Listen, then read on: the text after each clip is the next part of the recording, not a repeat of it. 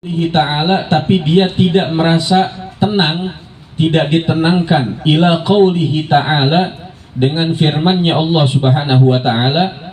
Jadi 4 kalimat ini Sayyidina Ja'far As-Shadiq heran dengan orang yang punya 4 rasa takut, tapi heran juga dengan orang yang tidak tenang dengan 4 solusi dari Allah Subhanahu wa taala. Karena setiap masalah pasti ada solusinya, setiap masalah pasti ada jalan keluarnya. Fa inna ma'al usri yusra, inna ma'al usri yusra. Ini kan ayat yang sering kita dengar dari imam masjid, yang sering kita baca bahkan. Sehingga akhirnya Al-Imam Ja'far As-Shadiq pertama heran sama orang yang punya rasa takut. Bukan berarti nggak boleh, silahkan punya rasa takut, tapi rasa takut ini ada solusinya. Apa solusinya? Kata beliau, wala yafza' ila qaulihi ta'ala, Allah Subhanahu wa taala mengatakan hasbunallahu wa ni'mal wakil. Yang mana ayat lengkapnya, alladzina qala lahumun nasu innan nasa qad jama'u lahum fakhshawhum fazadahum imana wa qalu hasbunallahu wa ni'mal wakil. Saya heran sama orang yang punya rasa takut tapi dia tidak tenang dengan kalimat atau firman-Nya Allah Subhanahu wa taala, hasbunallahu wa ni'mal wakil. Fa inni sami'atullaha azza wa jalla yaqulu bi'aqibiha. Karena Allah Subhanahu wa taala setelah mengucapkan kalimat hasbunallahu wa ni'mal wakil di ayat tersebut, setelahnya Allah mengatakan fanqalabu bi ni'matin minallahi wa fadlin lam yamsashum su'un wattaba'u ridwanallah wallahu dzu fadlin azim. Karena setiap orang yang punya rasa takut lalu mengucap kalimat hasbunallah wa ni'mal wakil, maka Allah menjamin orang yang memperbanyak kalimat hasbunallah wa ni'mal wakil ketika punya rasa takut, jaminan dari Allah Subhanahu wa taala, fanqalabu bi ni'matin minallahi wa fadlin, dengan karunia-Nya Allah, dengan kasih sayangnya Allah, dengan rasa sayangnya Allah kepada hambanya yang mengucap hasbunallah wa ni'mal wakil ketika punya rasa takut, lam yamsashum su. Apapun yang dia takutkan, insya Allah tidak akan membahayakan dirinya. Ya, jadi setiap rasa takut yang kita miliki, insya Allah tidak akan membahayakan dirinya. Kita nggak bisa bilang, oh kalau gitu saya harus hilangkan rasa takut. Nggak ada manusia manapun yang bisa menghilangkan rasa takut, nggak ada. Manusia ngaran nagib jelema pasti ada rasa takut dengan ketakutannya masing-masing. Ada yang takut dengan orang tuanya, ada yang takutnya sama orang tua kan ada alasan. Kenapa takut sama orang tua? Saya takut durhaka. Bukan karena takut temenang waris ya, nabi haula wala quwwata illa billah. Takut yang versi duel gimana?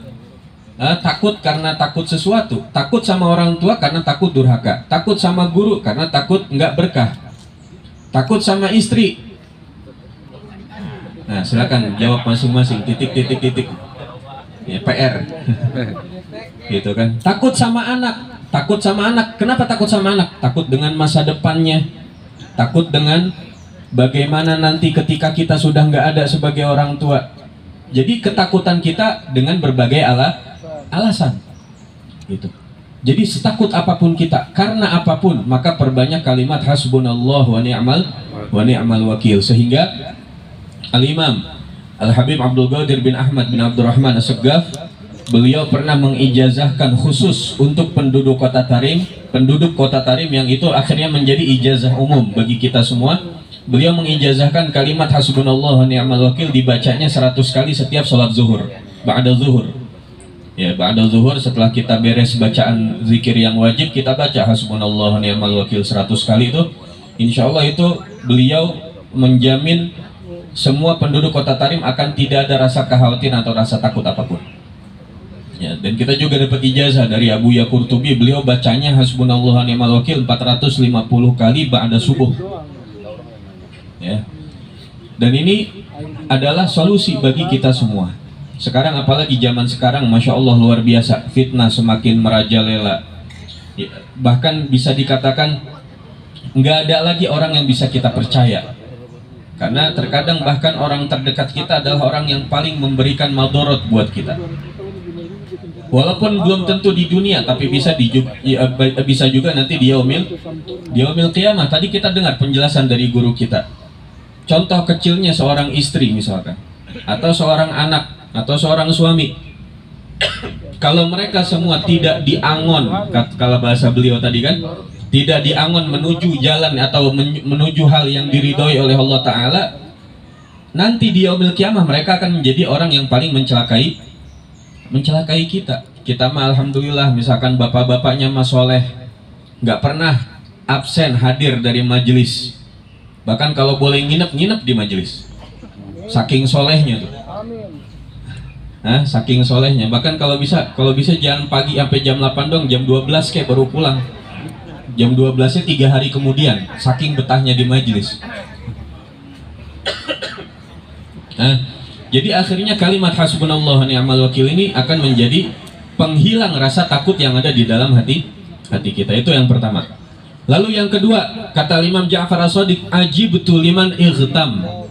Saya heran sama orang yang punya rasa putus asa. Ya, putus asa, prihatin. Merasa paling menderita di dunia ini. Ya, pasti kita pernah melalui masa-masa tersebut. Atau zaman sekarang malah tambah menderita kitanya. Nah, di zaman sekarang kayaknya malah semakin banyak orang yang menderita karena faktor situasi dan kondisi saat ini. Wala yafza' ila qaulihi ta'ala. Saya heran sama orang yang punya rasa menderita, punya rasa prihatin, punya rasa putus asa.